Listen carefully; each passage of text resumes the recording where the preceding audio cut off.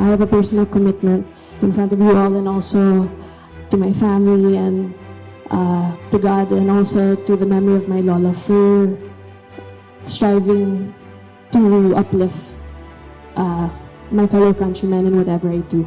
And that's how I keep his memory alive.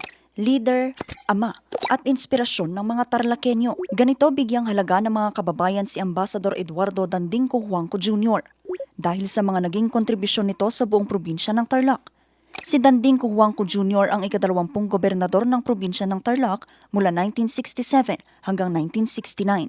Sa kanyang pamumuno, isinulong niyang programang edukasyon, agrikultura at negosyo dahilan para umusbong ang Tarlac. Dahil sa kontribusyon nito sa probinsya sa bisa ng Republic Act No. 11729, ang araw na June 10, itinalaga bilang Dandingco Huangco Day. Dahil dito isang commemorative exhibit ang inihanda ng pamahalang panlalawigan ng Tarlac. Dito makikita ang mga personal na gamit ni Dandingco Huangco, kabilang ang kanyang mga damit, larawan at iba pa na sumasalamin sa kanyang paglalakbay bilang leader at lingkod bayan. To our leaders, let his example remind us that public office is a trust, not an entitlement.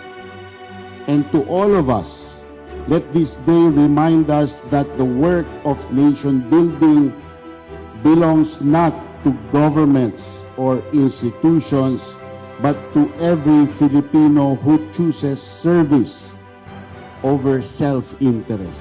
Kinilala rin sa nasabing pagtitipon ang mga nagwagi sa essay writing contest bilang bahagi ng pagpapalaganap ng kanyang mga aral at adhikain sa mga kabataan. Samantala, isang medical at dental mission naman ang inihatid ng pamahalang panlalawigan sa mga residente ng Barangay Karangyan. Layo nitong mas mailapit pa ang mga serbisyong pangkalusugan sa mga residente. Personal ding dinaluhan ni Tarlac City Mayor Susan Yap ang programa bilang pagpapakita ng suporta sa mga inisyatibang nakatuon sa kalusugan at kapakanan ng mga mamamayan. May mga bagay rin tayong dapat pagpundahan. Lindol, init, dengue, police, and disasters. Bukod sa dental consultation, ang mga residente nakatanggap din ng mga gamot, laboratory services at x-ray examination. Laking pasasalamat naman ng mga residente sa lugar. Ayon sa mga opisyal, patuloy na isusulong ang mga programang katulad nito upang masiguro na ang dekalidad na serbisyong pangkalusugan ay naaabot hanggang sa mga barangay sa lungsod at lalawigan ng Tarlac. Vanessa Bugtong para sa Nation on the Move.